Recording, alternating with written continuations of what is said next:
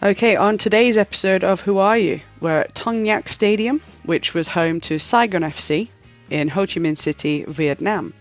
Now, I said it was the home of Saigon FC. Unfortunately, they got relegated last year and they've since gone bust. So let's have a look at what to expect from a Vietnamese football match. Let's have a look at the stadium and pie and a pint, which is now bevy and a banh mi. Let's go have a look. So the Thống Nhất Stadium, which the English translation is the Reunification Stadium. The capacity is 15,000, opened in 1931. We've been ground sharing with Ho Chi Minh City, boo, for the last few years, but now it's just home to the Reds, unfortunately. The Vietnamese national team has played there sometimes, but they usually play up in Hanoi. It's a multi-purpose stadium. There's like an athletics track all around the side. There's a big sand pit for the long jump. But one stand, which is all seated with a huge roof over it, that's for hospitality. And you've also got 3 stands. It's all seated, but there's no roof over it. So when it did rain and it did bucket down, we were wet through sometimes. You've got 2 big scoreboards as well. The toilets... Now, they're not exactly what you expect in a public space in Vietnam. Grim, mate. There's no club shop, despite inquiring every match for well over a year. This meant that we had to get shirts from the actual factory, and they wouldn't actually make a 5XL shirt for some of the larger foreigners. They just refused to believe that anybody needed a 5XL shirt.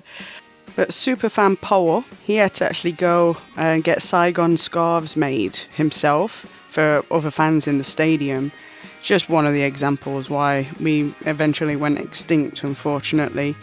So the stadium, it did a job, but the club let it down, so I'm giving you a 5 out of 10. Alright, for your pie and a pint, we're calling it a banh mi and a bevy. So the food in the stadium is provided by independent sellers. So you've got little old ladies that have got tables set up with like a small camping stove to cook eggs and a banh mi cart just full of all your ingredients that you want. You've got a massive cool box full of ice and all the drinks. And as soon as they see us foreigners approaching, Madame, beer! Now, at half-time, they actually used to run over the road to actually go and buy more beers from the shops, like local shops, because we just drank them all and cleared them all out. Throughout the game as well, you've got people walking through the stands, selling snacks and peanuts and banh mi's, rice crackers, bandap, all stuff like that. Your beer averages around about $1, your banh mi about 90 cents. Happy days, what more could you want? 10 out of 10. Here she is with peanuts. So there's a local restaurant over the road from the stadium that's called Ba Tam's or Madam Tam's, which is full of the home fans on the top floor before and after the game. It's got a great atmosphere up there. You've got good food, really, really cheap beers as well. The bottom floor is actually a restaurant and all the families are there, and I can't imagine what they're all thinking. They're just eating their meals and then we're all upstairs and there's about 50 to 60 foreigners. They're all singing songs, banging on the tables about Saigon. There were never any trouble. They were all really happy we were supporting their team, but definitely go check out Madam Tam's. Absolute legend and really, really good place to go and eat and drink before and after the game. You head over into the stadium with the rest of the Pink Army, and everyone gets searched by the armed police on the entry. That's just a given in Vietnam. They're really friendly, but during one game, an officer with a machine gun made me throw away half open bottle of water because it might be dangerous. And I looked over in the away end, and there was a Vietnamese bloke wearing a horse costume in a knight's armour, and he had a lance. How do you get that through security? A lance. And I had to throw away my half bottle of water. I do really miss Vietnam. Incredible. Straight in the stadium, the first thing you are greeted by is just a wall of noise from the drummers and the legend, absolute legend from the local supporters club. He's got a microphone and a speaker and he sings all the songs throughout the match. Absolute legend of a guy. And we've got everything in that stadium. You've got Mexican waves, you've got fireworks of all shapes and sizes, you've got flag waving, drum banging, you've got beers and snacks, you've got all the songs and chants that you could ever think of. It's absolutely fantastic. What more could a crowd ask for? I know, just one legal throw-in.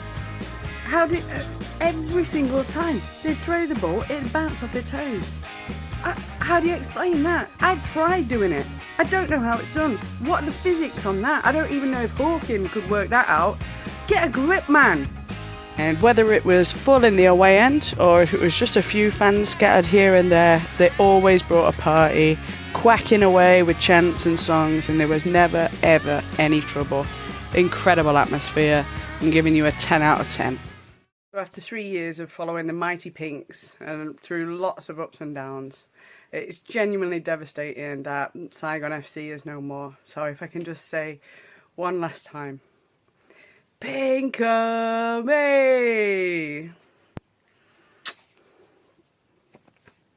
Pink-a-me!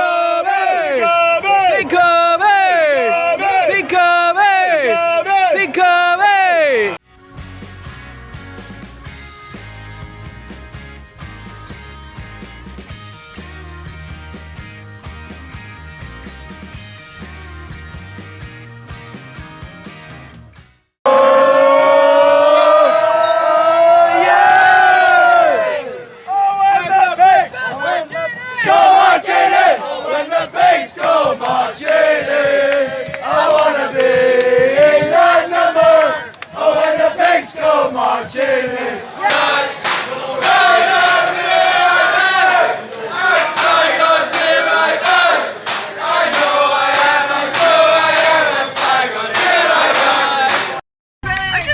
When the